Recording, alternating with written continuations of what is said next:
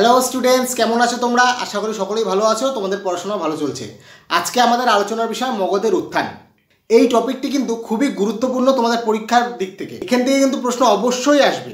তোমরা অবশ্যই খাতা কলম নিয়ে বসবে, নোট করবে, ভিডিওটি শেষ অবধি দেখবে, বিনা স্কিপ করে দেখবে। আমি উজ্জ্বল তোমাদের সকলকে স্বাগত জানাই নলেজ স্ট্যান্ড স্টাডি ইউটিউব প্ল্যাটফর্মে। এর আগের দিন আমরা ষোড়শ মহাজন পদ পড়েছিলাম। এই ষোড়শ মহাজন পদের মধ্যেই অন্যতম শক্তিশালী কে ছিল? মগধ। কিন্তু মগধ তো একদিন হুট করে শক্তিশালী হয়ে যায় নাই, এর পিছনে অনেক কারণ রয়েছে। কি কারণ এবং মগধের উত্থান কি করে ঘটলো, এটাই আজকে আমরা জানব। মগধে টোটাল 4টি রাজবংশ রাজত্ব করেছিল। কি কি? হরিয়াক বা হরজঙ্ক, তোমরা যেটা ইচ্ছা বলতে পারো। তারপর শিশুনাগ, তারপর নন্দ বংশ, তারপর সর্বশেষ হচ্ছে মৌর্য বংশ। এই মগধের উত্থান কি করে উঠলো? হুট করে তো মাটির থেকে আসে নাই। মগধের উত্থান ঘটাইছে এবং মগধকে প্রতিষ্ঠা করছে কে? বিম্বিসার। বিম্বিসারের প্রতিষ্ঠিত রাজবংশের নাম কি? হরিয়াক বংশ। বিম্বিসার রাজধানী কোথায় প্রতিষ্ঠা করছে? রাজগৃহতে। মগধের প্রথম রাজধানী রাজগৃহ। এই যে বিম্বিসার রাজ্য প্রতিষ্ঠা করলো, এবার তার রাজ্যকে তো বিস্তার করতে হবে। বিস্তারের অনেক উপায় রয়েছে, যুদ্ধ করবে। তাছাড়াও আরেকটি গুরুত্বপূর্ণ তার নীতি ছিল বিবাহ। যেই দিকে পারছে বিয়ে করছে। এবার খালি বিয়ে করে নাই, যে রাজ্যকে বিয়ে করছে ওই রাজ্যকে নিজের মধ্যে মিলায় নিছে। তার বিবাহ সম্পর্ক কোথায় কোথায় হয়েছিল? কোশল, কোশল রাজকন্যাকে তিনি বিয়ে করছিলেন। তারপর বিদেহ রাজকন্যাকে বিয়ে করেছিলেন। লিচ্ছবি রাজকন্যা চেলনাকে বিয়ে করেছিলেন। পাঞ্জাবের রাজকন্যাকে বিয়ে করেছিলেন। এছাড়াও বৈশালীর নগরবধূ আম্রপালিকে উপপত্নী হিসেবে রেখেছিলেন। এবার তোমাদের প্রশ্ন জাগতে পারে যে দাদা বিয়ে তো করলো, তা কোন কোন রাজ্য পাইলো? এই যে কোশল, কোশল রাজ্যকে যে বিয়ে করছে ওর থেকে যৌতুক হিসাবে নিছে কাশী। প্রশ্ন কিন্তু এখানেই আসতে পারে যে কাশী রাজ্যটি যৌতুক হিসাবে কে পাইছে? বিম্বিসার। ঠিক আছে, এগুলো কিন্তু মনে রাখবে শর্ট নোট করে। তারপর তার রাজ চিকিৎসক, বিম্বিসারের রাজ চিকিৎসক কে ছিলেন? জীবক। এই জীবককে তিনি কার কাছে পাঠিয়েছিলেন? অবন্তীর রাজা চন্দ্রপদ্যোত। এই চন্দ্রপদ্যোতের জন্ডিস হয়ে গেছিল। এরা দুজন ছিল চিরশত্রু, অবন্তীর রাজা এবং বিম্বিসার। কিন্তু জন্ডিস হয়ে গেছে। তারপর বিম্বিসারকে চিঠি লিখে বলে, ভাই আমার অবস্থা খুব খারাপ, আমাকে কিছু হেল্প করো। তখন বলছে ঠিক আছে নে, আমি আমার চিকিৎসক পাঠিয়ে দিলাম। বিম্বিসার বৌদ্ধ এবং জৈন এই দুটি ধর্মেরই অনুরাগী ছিলেন।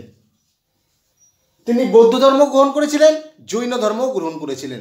এত বিবাহ সম্পর্ক করা সত্ত্বেও, এত রাজ্য বিস্তার করা সত্ত্বেও কিন্তু তার পরিণতি চরম হয়েছিল।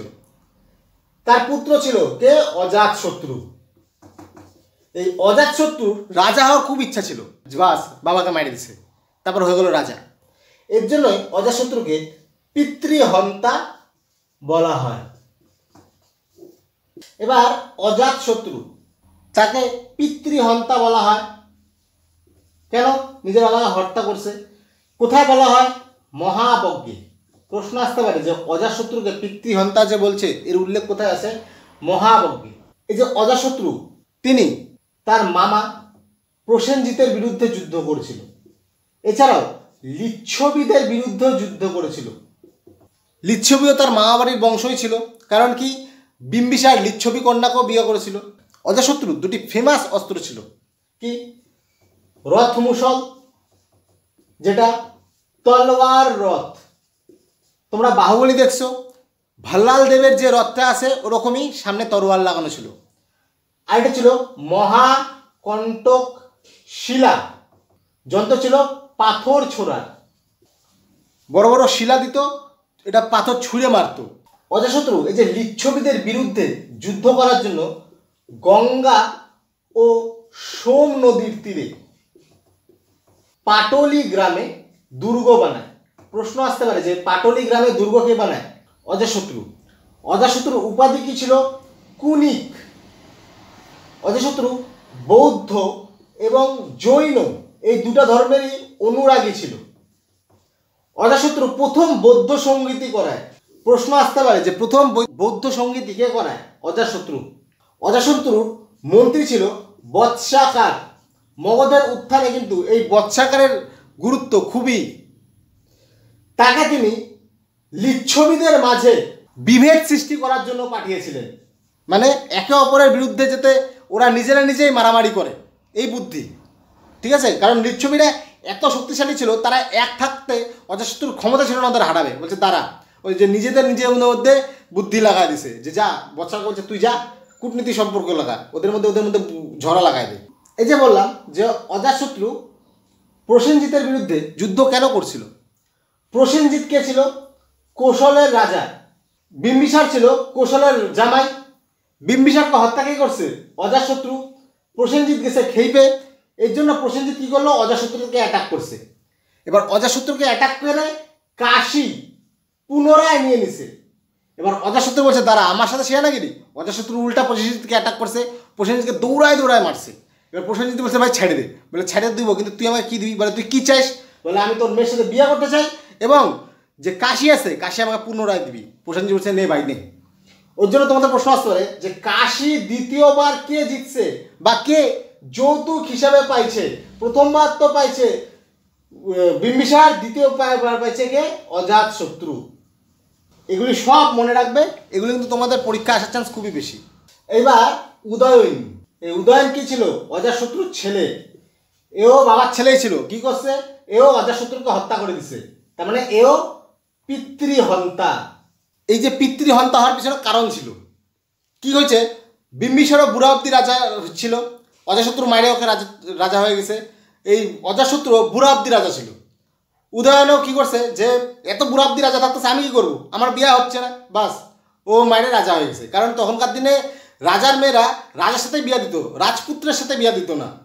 আর জন্য রাজারা বুড়া অব্দি বিয়া করতো। বলছে তারা, কিন্তু উদয়ন এই ভুল করে নাই। উদয়ন কি করছে? ও ইয়াং থাকতেই ওর ছেলেকে রাজা বানাইতেছে। বলে নে ভাই তুই রাজা হও, আমাকে মারিস না, কারণ আমি তো এগুলো করে আসছি। এই উদয়ন কি করছে?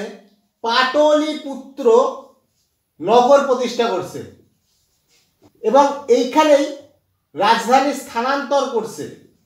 প্রশ্ন আসতে পারে যে রাজগৃহ থেকে পাটলিপুত্রে রাজধানী কে স্থানান্তর করছে? উদয়ন। পাটলিপুত্র নগর কে প্রতিষ্ঠা করছে? উদয়ন। এই যে এরা এত যে পিতৃহন্তা, এত বাবাকে মাইরে রাজা হয়েছে, এর জন্য হরিয়ঙ্ক বংশকে কি বলা হয়? পিতৃহন্তা বংশ। প্রশ্ন আসতে পারে যে পিতৃহন্তা বংশ কাকে বলা হয়? হরিয়ঙ্ক বংশকে। এই হরিয়ঙ্ক বংশের শেষ রাজা কে ছিল? নাগদশক। এবং তাকে হত্যা করে কে? শিশুনাগ। এবং নতুন বংশ প্রতিষ্ঠা করে শিশুনাগ বংশ। এই শিশুনাগ বৈশালীতে রাজধানী স্থানান্তর করে মগধের। এই শিশুনাগ বংশের অন্যতম গুরুত্বপূর্ণ রাজা ছিল কালাশোক। এই কালাশোক বৈশালীতে দ্বিতীয় বৌদ্ধ সঙ্গীতি আয়োজন করে। তাহলে প্রথম বৌদ্ধ সঙ্গীতি কে আয়োজন করে? প্রথমটা করে অজাতশত্রু। কোথায় করে? রাজগৃহ। দ্বিতীয়টা কে করে? কালাশোক। কোথায় করে? বৈশালী।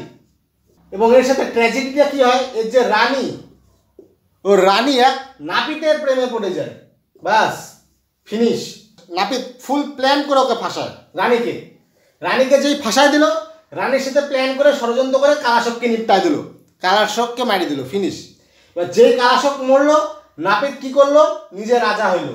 এবার রাজা হয়ে ওর আরেকটা প্ল্যান এক্সিকিউট করলো, সেই রানীকেই নিপটায় দিল। বললো যা তোরও কাজ শেষ, আমার টার্গেট ছিল রাজা হয়ে গেছি, আর তোর কোনো দরকার নেই। আর এই নাপিতই হইল মহাপদ্মনন্দ এবং নতুন বংশ প্রতিষ্ঠা হলো নন্দ বংশ। এইটা তো বইয়ে আছে, কিন্তু তোমাদের বইয়ে একটা প্রশ্ন আছে যে শিশুনাগ বংশের শেষ রাজা নন্দীবর্ধন, কিন্তু অনেক বেশিরভাগ বইয়ে কালাশোককে শেষ রাজা বলা হয়েছে, কারণ কালাশোককে হত্যা করেই মহাপদ্মনন্দ রাজা হয়েছে। তোমাদের অপশনে যদি নন্দীবর্ধন না থাকে তাহলে ডেফিনেটলি কালাশোকই হবে। এবার নন্দবংশ। নন্দবংশের প্রতিষ্ঠাতা কে ছিল? মহাপদ্মানন্দ। এই নন্দবংশ একমাত্র বংশ যেটি অক্ষত্রিয় ছিল, নাপিত ছিল। এই মহাপদ্মনন্দের কিছু উপাধি ছিল। সর্বক্ষত্রান্তিক, যেহেতু সব ক্ষত্রিয়দের অন্ত করে তিনি রাজা হয়েছেন, তাই তার উপাধি সর্বক্ষত্রান্তিক। দ্বিতীয় পরশুরাম, কারণ পরশুরামও ক্ষত্রিয়দের মারছিল। একরাট, এগুলো কিন্তু তোমরা মনে রাখবে। এছাড়াও তাকে উগ্রসেন বলা হয়। নন্দবংশের সর্বশেষ রাজা ছিল ধনানন্দ। এই ধনানন্দকেই পরাজিত করে আরেকটি বংশ প্রতিষ্ঠা হয়, মৌর্য বংশ। কি হয়, যখন আলেকজান্ডার ভারতের একদম এই জায়গায় উপস্থিত, তখন মগধ ছিল ভারতের অন্যতম শ্রেষ্ঠ রাজ্য এবং শক্তিশালী রাজ্য ছিল, রাজা ছিল ধনানন্দ। তখন কৌটিল্য মগধে গেল এবং ধনানন্দকে বলল যে আপনি ভারতের সর্বশ্রেষ্ঠ রাজা, শক্তিশালী রাজা, আপনি যদি চেষ্টা করেন তাহলে আলেকজান্ডারকে এখানে আটকা দিতে পারেন। তখন ধনানন্দ চুর নিজের দম্বে বলল আমি এইখানে, আর এইখানে আলেকজান্ডার, আমি কি করতে যাবো এখানে।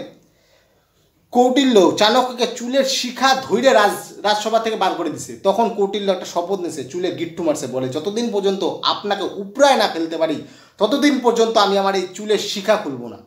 তখন চাণক্য একটি বালকের সন্ধান পাইল যার নাম চন্দ্রগুপ্ত। তাকে তক্ষশিলায় নিয়ে গেল, শিখাইল, এবং সেই চন্দ্রগুপ্ত মৌর্য নতুন বংশ প্রতিষ্ঠা করলো। কাকে? ধনানন্দকে হত্যা করে, যার নাম মৌর্য বংশ। এই মৌর্য বংশ সম্পর্কে আমরা এর পরের দিন জানব। এই ছিল মগধের উত্থান সম্পর্কে একটি আলোচনাটি ছোট হলেও খুবই গুরুত্বপূর্ণ।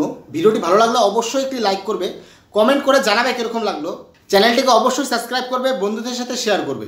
এছাড়াও ডেসক্রিপশনে আমাদের টেলিগ্রাম গ্রুপের লিঙ্ক রয়েছে, সেখানে অবশ্যই জয়েন হয়ে যাবে। দেখা হচ্ছে পরের আরেকটি ভিডিওতে। ততক্ষণে ভালো থাকো, সুস্থ থাকো, জয় হিন্দ।